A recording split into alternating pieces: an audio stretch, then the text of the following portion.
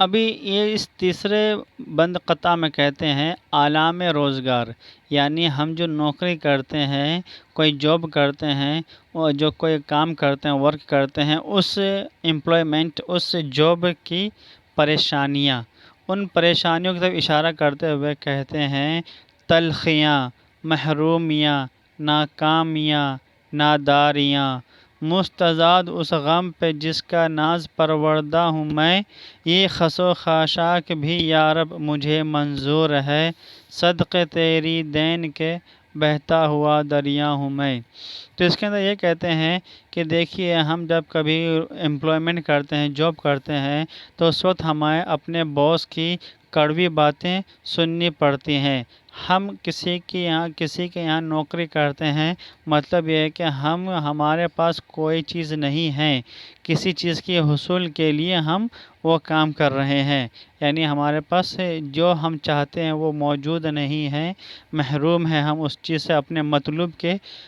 مطلوب کے حصول سے محروم ہیں۔ اسی طرح ہم ناکام ہیں، یعنی ہم سکسیسفل نہیں ہیں، تو ہم اپنی زندگی میں خوشحال ہونے کے لیے، سکسیسفل ہونے کے لیے ہم کام کر رہے ہیں۔ ناداری کا مطلب ہوتا ہے کہ ہمارے پاس پیسہ نہیں، کوئی کام دھام،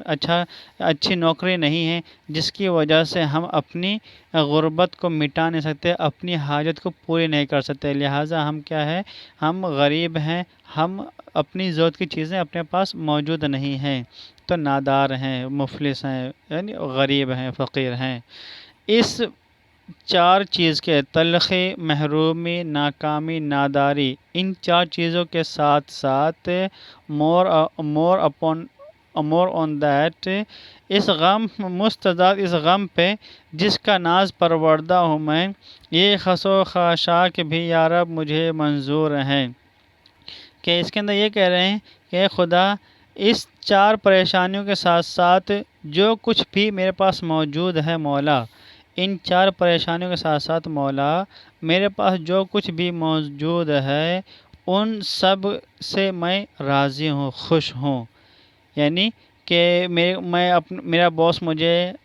طعنہ دیتا ہے، پریشان کرتا ہے، ڈانٹتا ڈپٹتا ہے، گالیاں دیتا ہے، میں بے بس ہوں، ناکام ہوں، میرے پاس پراپرٹی نہیں ہے، ان سب پریشانیوں کے باوجود جو کچھ what ever I have in my hand, I am happy with those things, okay.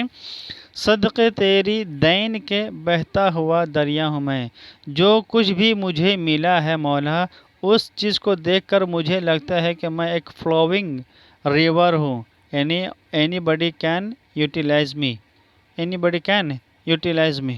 ٹھیک ہے۔ مطلب یہ ہے کہ مولا، ان سب پریشانیوں کے باوجود جو کچھ مجھے ملا ہے وہ بہت زیادہ ہے۔ دیکھیے آگے، آگے دیکھیے، دل کا باغ، یعنی گارڈن آف ہارٹ، اپنے دل کے باغ سے چن چن کے پھول، عمر بھر ایک ہار میں گوندھا گیا، کس کو پہناؤں گا یہ سوچا ہی نہیں، آہ اے اختر یہ میں نے کیا کیا۔ اس کے اندر یہ کہتے ہیں کہ میں نے اپنے دل میں جو باغ بنایا تھا، اس باغ میں جتنے بھی پھول کھلے تھے، ان پھولوں کو میں نے جمع کیا، یعنی اپنے دل کے باغ میں بہت ہی خوبیاں جمع کر لیا، پھر ان پھولوں کو جمع کر کے میں نے ایک ہار بنایا، مالا بنایا۔ مالا مطلب کیا ہے؟ جو لیڈیز فلاور کا نیکلس ہے نا، فلاور نیکلس آف لیڈی، جو لیڈی یوز کرتی ہیں اپنے گلے میں ایسے نیکلس آف فلاور، اوکے۔ تو میں نے اس کو مالا بنایا، مگر میں جب مالا بنا لیا تو میں یہ سمجھ نہیں پایا، سوچا نہیں کہ میں کس کو پہناؤں گا، کس کو whom I will give to wear۔ جب میں بنا کر ریڈی کر لیا اور میں نے کس کے لیے، for whom I have made it, when I did not understand that time I thought, oh Akhtar, you just wasted your time, you have done nothing, you have done not good, okay,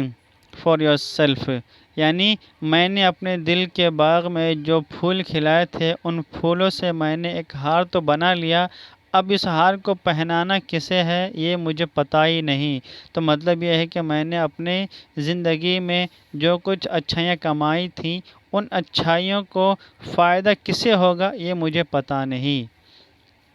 تو لہٰذا ہم جو کچھ اپنے لیے اچھا کام کرتے ہیں تو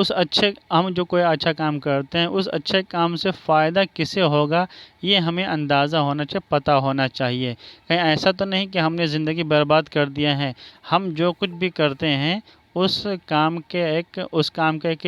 بدلہ ہوتا ہے، یعنی منافع۔ تو یہ منافع کس کو فائدہ مند ہوگا؟ یہ مجھے ہی فائدہ مند ہوگا یا کسی اور کو؟ یہ ہمیں پتہ ہونی چاہیے۔ اگر ہمیں پتہ نہیں کہ یہ کس کے لیے فائدہ مند ہے، لہٰذا تو اس بنا پر کیا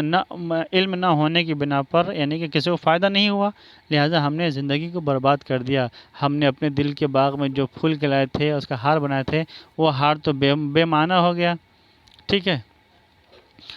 تو اس کا کچھ فائدہ نہیں، لہٰذا بے فائدہ بے معنی کام نہیں کرنا چاہیے، اور ہمیں عمدہ اور کسی کو فائدہ پہنچانے کا ایک مقصد کے تحت کوئی کام کرنا چاہیے۔